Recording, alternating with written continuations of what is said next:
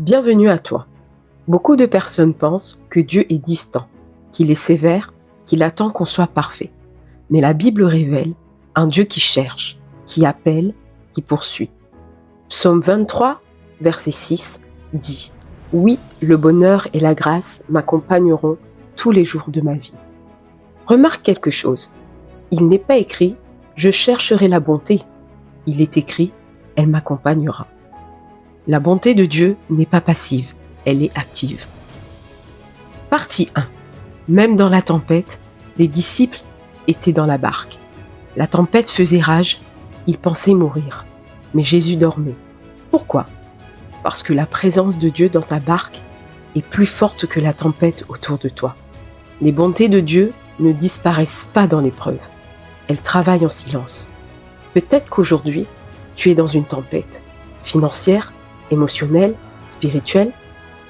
Mais si tu es encore debout, c'est déjà une bonté. Si tu respires encore, c'est déjà une grâce. Quand tu penses être loin, l'enfant prodigue a quitté la maison. Il a gaspillé, il a échoué. Mais quand il est revenu, le Père courait vers lui. Dieu ne court pas pour punir, il court pour restaurer. La bonté n'est pas méritée, elle est donnée.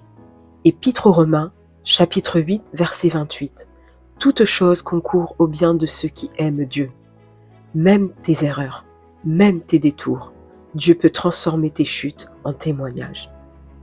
Partie 3. La croix, la preuve ultime. Si tu doutes encore de la bonté de Dieu, regarde la croix. Jésus n'a pas attendu que l'humanité devienne parfaite.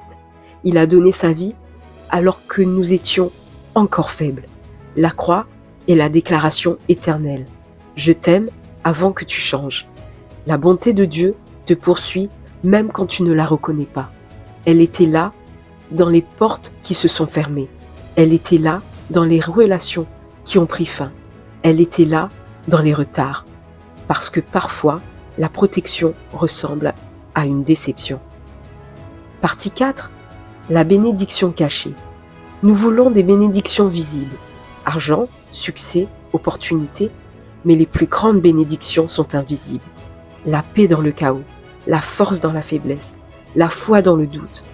Épître aux Éphésiens, chapitre 3, verset 20, à celui qui peut faire infiniment et au-delà de tout ce que nous demandons ou pensons. Dieu ne donne pas simplement ce que tu demandes, il prépare ce que tu ne peux même pas imaginer.